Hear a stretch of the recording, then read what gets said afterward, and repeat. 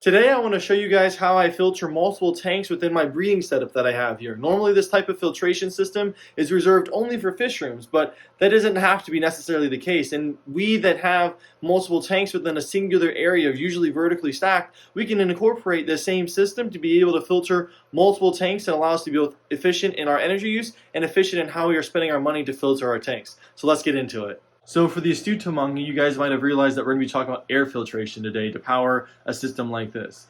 And air filtration can be powered either by linear air piston pumps in larger fish rooms or in smaller fish rooms or breeding setups like I have here. It can be powered by a couple smaller pumps. That's a Tetra 40 and a Tetra 100. And with air filters, you can do either A, sponge filters, which I have here, B, under gravel filters, which you can see back here, and C, box filters, which I don't have right now, but that is another form of air filtration that you can also do. Additionally, when you have air, you can also run things like a brine shrimp hatchery. You can also run an automatic egg collector. You can also run other grow areas using air to circulate water throughout a growing area. So all these things are great advantages that air is.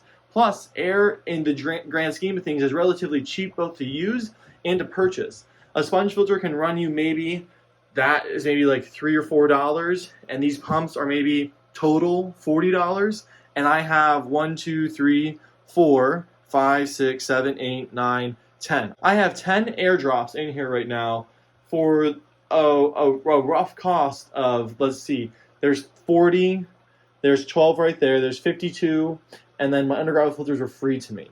Like, that's filtration for all of these tanks for less than, say, $100 on the very conservative side. Like, that is a fantastic way to do filtration. The only downside to a system like this is that it is relatively noisy because it is air driven. You have bubbles popping all the time. So this is something that is in a place that is going to be frequented, or you're going to be spending a lot of time, and you can't stand the actual sound of air breaking along the surface in all these different capacities that we have here. This may not be the best option for you. But if you are okay with that, this is a fantastic way to filter your tanks. So in terms of setting up the systems, what you're going to need are your air pumps, you're going to need some air line, and you're going to need some gang valves. Since I'm not using PVC like you normally do within fish rooms, we are relying upon these gang valves here that are a 4-to-1 splitter. So air comes in up here through the air line tubing from the air pump, and then it gets split 4 different ways to 4 different applications within your system. And you just have to be able to manage your system well. So for some things, like the brine shrimp hatchery, I'm not using a ton of air. I'm also not using a ton of air on this system here. But when I start having lines that are running deeper or at higher pressures, I might put this line here and this line here on the same gang valve, and have this line here and this line here that goes down to the underground filter on the same line. So that way, the amounts of pressure having to be exerted is pretty uniform over it, and you don't have a air pump running out of air for your particular applications. So I think for those of us in a situation like this, where we have all of our tanks stacked vertically within a singular area, I think we can also utilize the same systems that they use in fish rooms through a centralized air system, but not as large, and still be able to reap the same benefits that they can do with their larger systems that we can do on a smaller scale.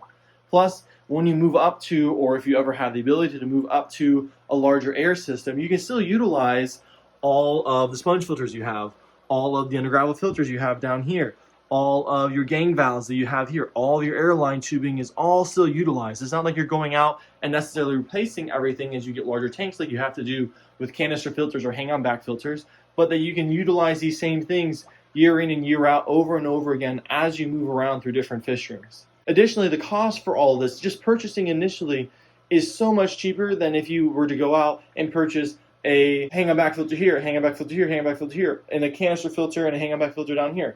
Like, that's running you hundreds of dollars alone right there for each one of these tanks. And yet I spent $100 on this entire system here collectively for all of my filtration needs within this fish room. Hopefully, after seeing this system here in action, it gives you guys some hope or some inspiration to be able to try out a different system of filtration if you have tanks stacked like this in an area, and rather than having to do the conventional route of buying a bunch of hang-on back filters or canister filters or internal filters, and that this allows you to be scaling things up as you move through larger spaces that allow for more and more tanks.